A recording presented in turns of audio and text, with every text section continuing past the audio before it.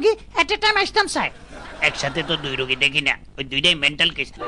আচ্ছা আসতে বলো। আপনারা আসেন। বসেন আপনারা। ধন্যবাদ। ওয়েলকাম। কার কি পরিচয়? আমি হইলাম মুখলেস, ও হইল মতলব। কি? সরি। আমি হইলাম মুখলেস, ও হইল মতলব। একজন একজন বলেন। আমরা সরি। আচ্ছা বুঝলাম, একজন মোকলেস আর একজন মতলব তো। ইয়েস। দেখতেছি আপনারা দুজনেই একই সাথে একই কথা বলেন, ডেঞ্জারাস। ডাক্তার সাহেব, এই জন্যই আমরা আপনার কাছে আইছি। এই সমবেত কার্যকলাপ কতদিনের? বলতে পারেন, এক্সকিউজ মি, প্রায় বাল্যকাল থেকে। অনেক পুরান রোগ। জি জি। যমজ মানুষ, যমজ মাতা, যমজ পশু দেখছি, কিন্তু এই যমজ কণ্ঠ প্রথম দেখলাম। কি চিকিৎসা দেব?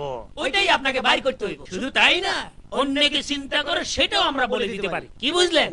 এখন ভাবতেছি আপনাদের কোনো চিকিৎসা করাবো নাকি নতুন কোনো কাজে লাগাবো। বোঝেন আমরা কি জিনিস? শোনেন, আমাদের দেশে যে হারে গলাবাজি হয় তাতে এক গলায় আর পোষায় না।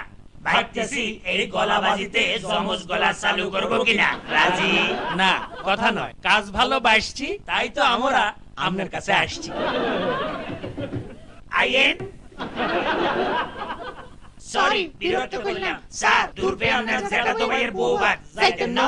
জামু, তবে আমি এখন সমবেত কথার মধ্যে আছি, কোনটা কার কথা বুঝতেছি না, পরে আসিও। আচ্ছা স্যার।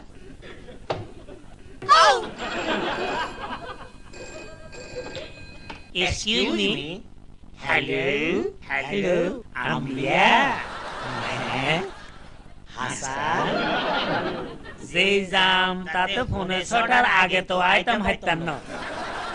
আম্বিয়া, দুপুরে তো বউ ভাত কামু, রাতে একটু শুটকি রান্দিও।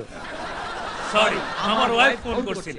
আমরা কিছু মনে করি না। যাওগা, আপনাদের চিকিৎসার জন্য এই দুইটা ওষুধ আপনাদেরকে দিলাম। আমি খুব খুশি হয়েছি, কারণ আপনারা জোড়া গলায় কথা বললেও গলাবাজি পছন্দ করেন না।